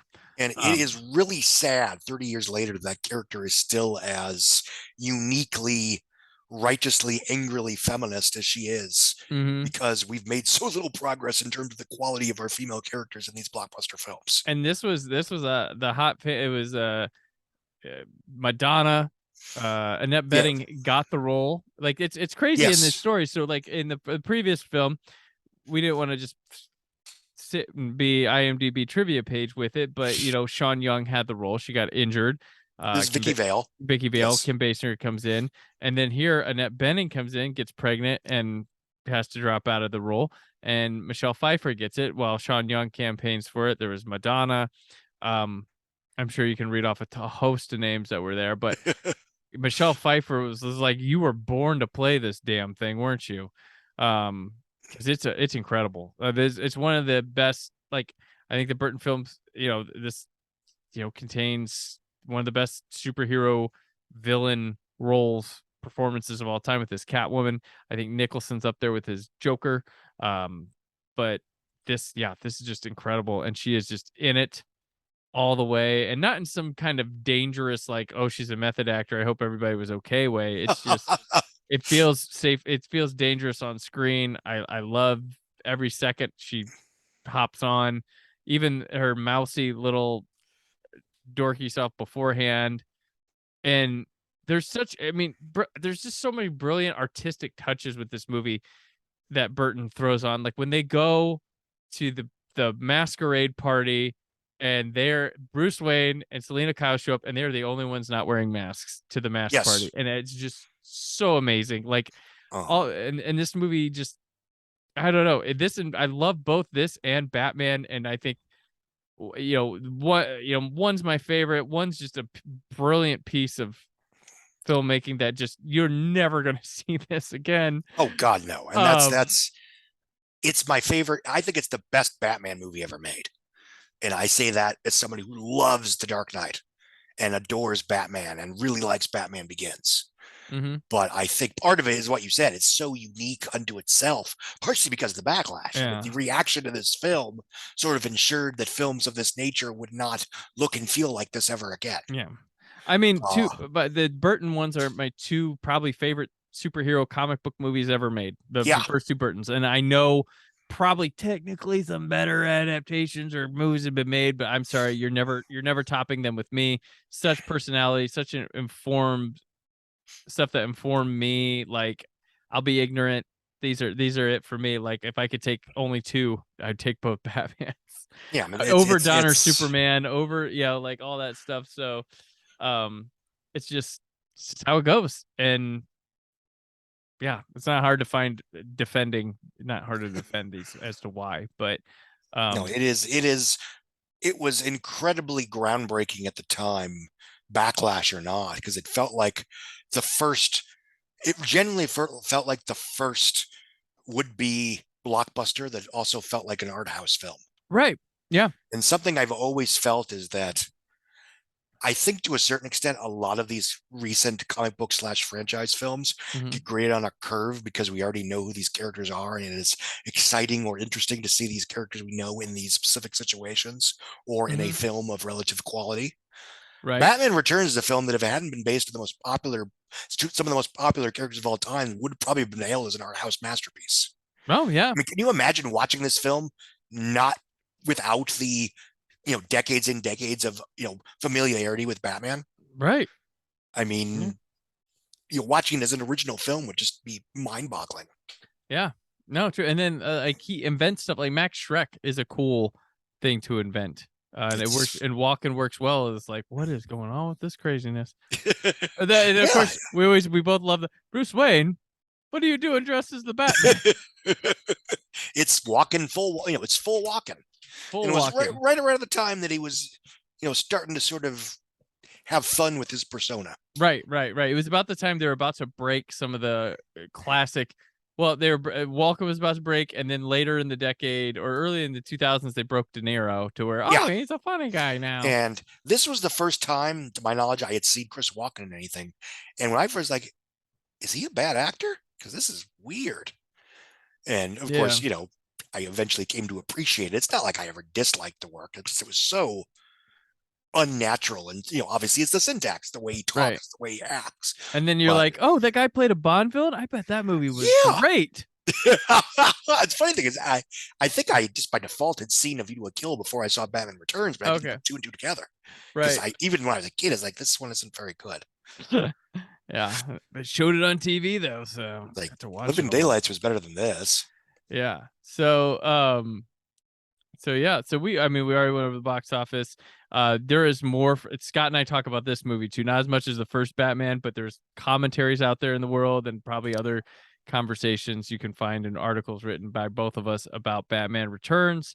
So they are both, regardless of their impact on the culture and the impact on Hollywood and blah, blah, blah, they are both aspirational blockbusters. Yes. And now we will move on to our third Christmas movie of the episode. Oh, God. In a row. The Nightmare Before Christmas. So he's trying to catch up. He's trying to go, hey, Shane Black. Gotcha. Imagine a fantastic journey to the very edge of reality. Surprised, aren't you? Imagine a world where night lasts forever. I am the Pumpkin King! And every shadow has a life of its own. You make flesh crawl! Ooh. Touchstone Pictures presents a movie where anything can happen. Imagine what your parents will think. Tim Burton's The Nightmare Before Christmas, rated PG. Now playing at a theater near you. This one is directed by Henry Selick, written by Yes. Carolyn Thompson on a story and characters by Tim Burton, adapted by Michael McDowell. The voices appearing in the film are both Chris Sarandon and Danny Elfman play the lead as Jack Skellington. Catherine O'Hara, William Hickey, Glenn Shaddix, Paul Rubens, Ken Page, Edward Ivory, and Greg Proops. So we get a bunch of we get some Beetlejuice people back here. Paul Rubens joins back again after Batman Returns, Pee-wee's Big Adventure. Jack Skellington, king of Halloween Town, discovers Christmas Town, but his attempts to bring Christmas to his home causes confusion. Not written and not directed, but written, produced by Burton. If he hadn't been the hottest director in Hollywood at the time, he surely would have directed this. Because this took quite years possibly. and years and years. But to make. it's funny because it's based on his sketches, it's based on his ideas. But from what I gather, he was not only did he not direct it, he wasn't that present during the production of this picture. Gotcha. It's and again, that's not a criticism or anything, it's just whatever. But this is a film with it's Henry Selick has a unfortunate habit of ending up with really, really good, or hopefully good, stop motion animation films that are sold on somebody else's name. Gotcha. Like the upcoming Wendell and whatever, which is, again, it's not a Jordan Peele picture. It's a Henry Selick picture. Yeah. But this is he also Burton back made at Coraline, which is the best stop motion movie ever made. Coraline, Paranoid. The Leica is the best animation studio. Fight me. No, I agree. They are 5 for 5 in my heart. Kubo and the Two Strings Rules. Even Box Trolls, their lowest one is still better than most. That has aged very well. It has. When you consider what it's about. So Burton's back at Disney here. Yeah. And this is a year after Batman Returns. And what's funny about this, especially if you're too young to remember, Disney was scared shitless of this movie. For whatever reason, they gave them the money to make it, but they were sure that the backlash that greeted Batman Returns would be repeated with this picture. And I'm guessing it's a matter of the film was in process before Batman Returns came out and yada yada yada. Stop motion takes a while. It got a PG rating, which was unusual back then. Yeah, for animated. Yeah, I was like, ooh. And they did not release it under the Walt Disney banner. They released it under Touchstone. Yep. And they were terrified right up to the opening weekend that it would either traumatize children or, more worrisomely, annoy their parents. And this film came out in mid-October, and the Lion King trailer was not attached to this picture. It was attached to the Three Musketeers, which would open about 2 weeks later. Do it 3 weeks later. Or one and all for love. Hey, that movie rocks. I like that movie. I saw it in the theater. I liked it. Yeah, a lot. no, I like it a lot. I'm surprised nobody talks about that a lot to this day. Because that is such a cool movie. Yeah, I know it's not. The Richard Lester ones are better or whatever. I can find whatever. But as far as Again, it's another PG-rated movie that's Oliver actually Platt, Kiefer PG in a Sutherland, very Chris Indiana Jones O'Donnell. way. Oh, so fun. Yeah, that was my introduction to Oliver Platt. Yeah. Oh man, that movie was a joy. Yeah, you've got Tim Curry basically devouring scenery by the pound because he can. Yeah. And you have Michael Wincott doing basically the same damn character he played in Robin Hood. Right. But slightly more dashing. Right. So this one, and going with the Burton thing too, this is more of his 50s, 60s suburbia influence, but in a different way here. It's a love letter to like Rankin Bass specials from back in the day that you would watch. Like, and because those were always Christmas, but never Halloween or anything like that. They had other specials too, but these are like the Rudolph the Red-Nosed Reindeer, those stop motion things. This is his twist on that, in my opinion. It's got songs, and we've had music and great scores prevalent in these movies, but this is our first traditional musical. Yes, that we've had. And I'll be honest, even when I was a kid, I saw this opening weekend, yada yada. I like it, but I honestly like Corpse Ride better. Okay.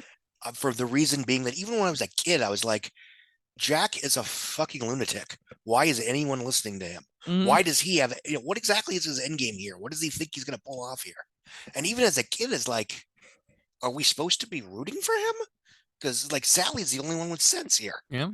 And it's you could argue it's part of the movie, blah blah blah, but dramatically, I always found it very unsatisfying that it's like you're watching somebody slowly light himself on fire. Right. It's someone desperately. Wow, what fun! He's tying up the dynamite. Neat. Just wanting to do something different and wanting to be someone else for something. The setup to it might be a bit rushed, but we're in stop motion land. Movie. We're in stop motion land. You can only do so much.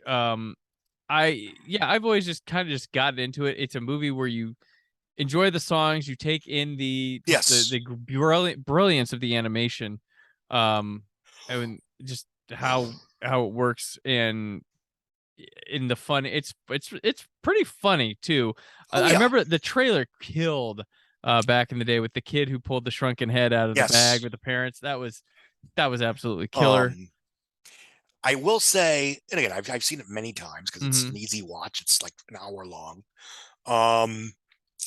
In retrospect, it is interesting in that it is a conventional Burton outcasty character who's a freak who actually lives amongst a bunch of other freaks. Yeah, who lives in a neighborhood that's basically anti-suburbia, who wants to live in suburbia, basically. Yeah, it's almost the inverse of a conventional. It's a conventional Burton protagonist with the opposite goals of a usual Burton protagonist. And suburbia is not as welcoming this time. It says we don't want you here. For good reason. Those gifts are scary. And it's the songs are great. And they are essential to the movie, which is nice. It's not just a matter of people stopping to sing about their feelings for 2 minutes when a wink and a nudge already established that character development. Right. Or D. Evan Hansen for that matter, which I don't hate, but nonetheless. I do know that he and Elfman had a falling out of some kind over this movie. I don't know the details, but I know he did not, Howard Shore did Ed Wood. But they would apparently mend fences in Times from Mars Attacks. Raimi and Elfman had a fallout too. Yeah. So. Maybe the problem's Elfman. I don't know. I have no idea. Let us know, Danny. We want to hear your story. You still look really good for like a 2,000-year-old man. Yes. But anyway, no, I enjoy this movie. I appreciate it for what it was. It's funny. The film came out and it actually opened only like 500 screens, and it did about $6 million, so it's a great per screen average. And then it was the top movie for the next 2 weekends, close to Halloween. Yeah. And it made $50 million domestic. And then it's been re-released so many times over the last 25 years that it's made $75 million. Yeah. Actually, no, is that 75 or is it 90? Actually, I did a thing.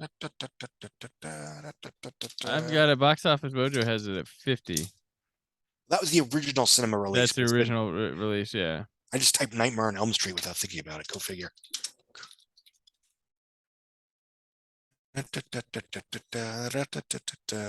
Yeah, 77 total, 91 worldwide.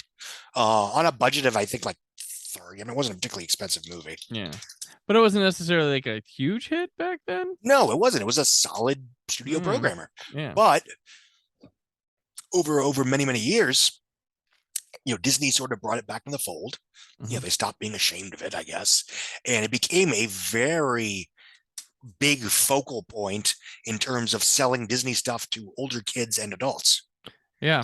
It basically, we joke about, Tim Burton inventing Odd Topic. Well, this is a big way of how Disney got into that demographic. Right. And, for a film that they were ashamed of or scared of in 1993, by at least, I'd say 15 years out, it was not only was it brought back into the fold, it was a major part of Disney's growing emphasis, domination of pop culture. Certainly more so than Hocus Pocus.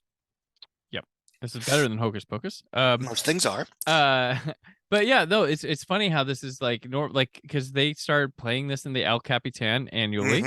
It comes back, and Greg Magoon, who's a guest on the show frequently, he does the designs and stuff for the interiors of the. He helps work on those for the El Capitan. He's held on to these. He's actually held these original molds and things for him. He says they look like crap, but they photograph really well.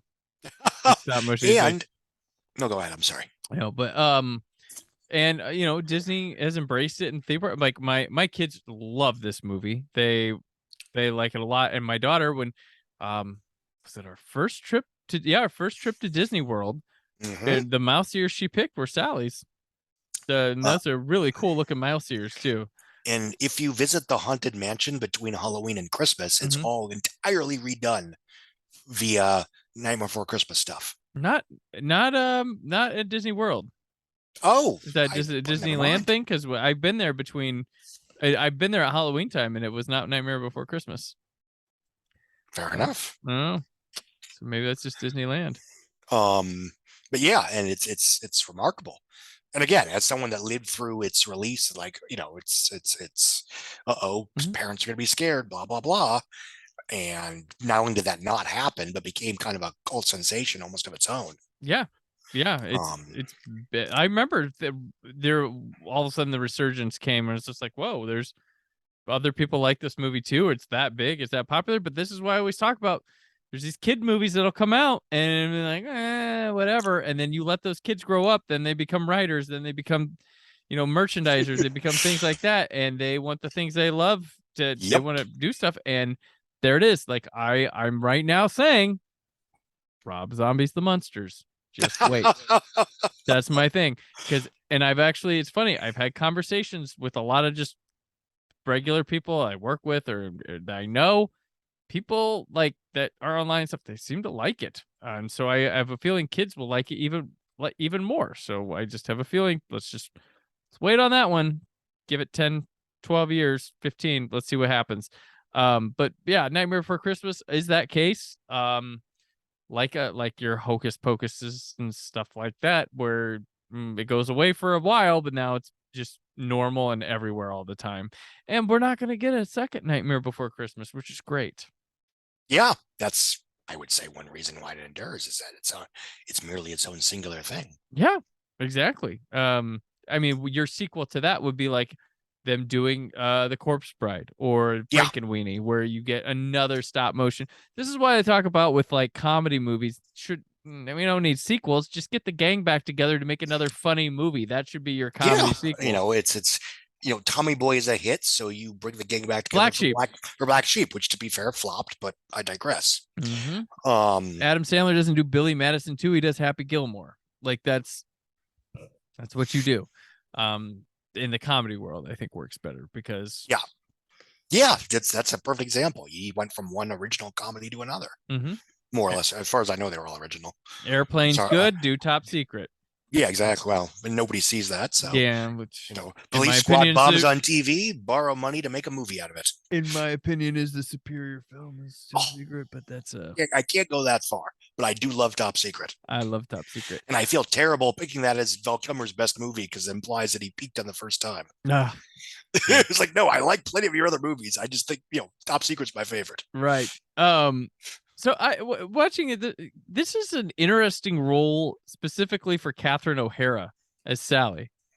She doesn't have any roles like this ever. Like there's always something quirky or comedically quirky to roles. This is a very damsel type role, just straightforward, romantic lead. Like, and when she get romantic lead, it'd be in like a Christopher Guest movie, and I was like, that's not your. Yes.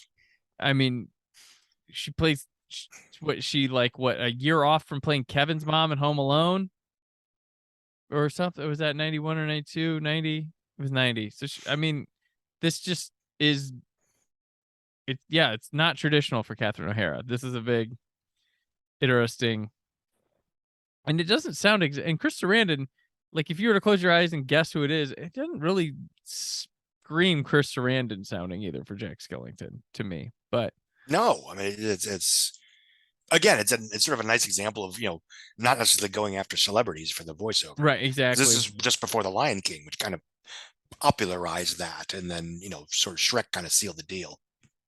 True. I do. So you mentioned that parents were interested in this or whatever. My parents didn't take me to see this. My uncle took me to see it. My uncle Mark, because I always talk about my uncle and my grandma took me to the cool movies.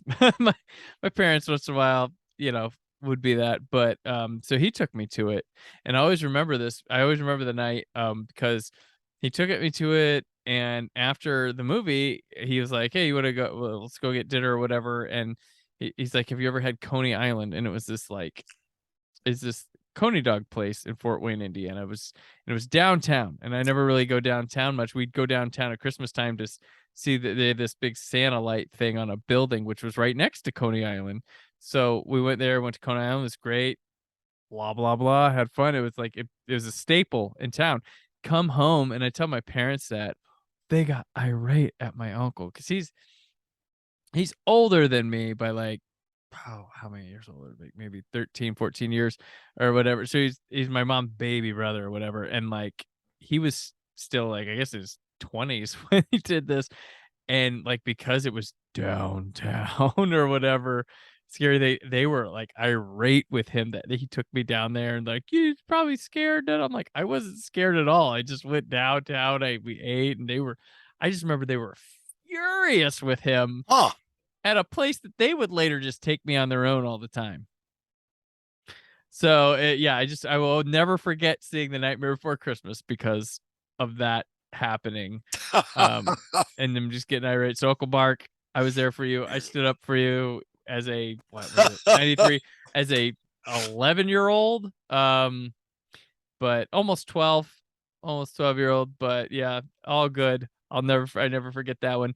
And the time you took me to Masters of the Universe, and you told me we'd only miss like the first 5 minutes, but we really missed like 40.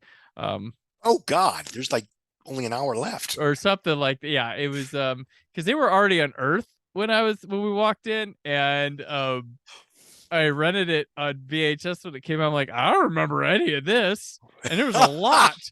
So yeah, but that's another tale for another day. But yeah, so Nightmare Before Christmas. Did we talk the box office? Let's go into that. Yeah, 50 on original. Yeah. It's been re-released a gajillion times. Yep. 77 total domestic, 91 worldwide. It was a 20-ish budget. It's a solid hit. And obviously it's been reissued many times on VHS, DVD, and the like. In fact, a lot of the short films that we discussed in our first episode, I first got to see on a special edition DVD release The Nightmare Before Christmas. Gotcha. Because Disney, to their credit, put several of them on, Frankenweenie, Vincent, and a couple of the others. Yeah, it was the movies that were out around it at the time. The box office were like Demolition Man, Beverly Hillbillies, Cool Runnings, Rudy. Oh, Judgment Night was in the top 10 and The Good Son. Good Son. The Good Son. But yeah, those are some of the movies out and around the time of it making its run in the box office. Man, basically the first the first summer blockbuster to not open during the summer. Right. That's true. But yeah, so as mentioned at the top of the show, from Beetlejuice to Nightmare Before Christmas, it's very distinct. This is Burton film. Look, there's no mistaking it. Like, this is Tim Burton. So next week we're going to see him go kind of away from that expectation a little bit into other. It's him, but it's a different side of him we haven't explored yet. As we look into Ed Wood, Mars Attacks, Sleepy Hollow, and Play of the Apes. One of those is very much him, but yeah.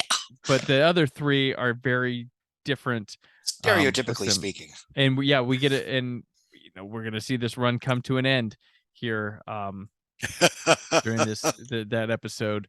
One of these films is felt so un-Burton-like. I had to see it twice to make sure I hadn't missed something. Right. You can probably guess which one it is.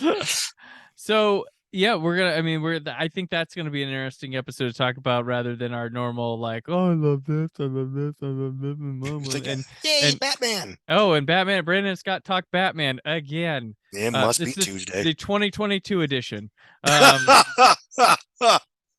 You probably got some new stuff in there here and there. I think I hope so. So Scott, thank you again. This has been a joy. We're always a pleasure. Midway through next episode. We'll be halfway through this. I'm digging this a lot. It's been this was the one of the easiest episodes because I'm very familiar with all. One of the longest too, and one of the longest. We had a lot to say. God's like, wrap it up, Brandon. But yeah, so where can people keep up with you? What's going on this week in November with Scott Mendelson? I am currently at The Wrap. I am now one of their staff reporters, and I am at Twitter at Scott Mendelson.com. Whatever. All right. Well, I'm on Twitter and Instagram at Brand4KUHD, written work at WhySoBlue.com. There's more from the Brand Peters Show this week, of course, with Old Space Show. But until then, stay film positive. Thank you for listening. The Brandon Peters Show is a Creative Zombie Studios production. Produced by Brad Shoemaker and Brandon Peters. Written and edited by Brandon Peters. Announcer vocals by Jessica Alsman. Theme song by Metavari. Web design and show art by Brad Shoemaker with Brandon Peters. All music and clips featured in the episode are property of their respective studios, and no infringement is intended. Additional information on this and other episodes at BrandonPetersShow.com. For any inquiries, press opportunities, or sponsorship, contact mail at BrandonPetersShow.com. The show is available on Apple Music, Spotify, or anywhere podcasts are found.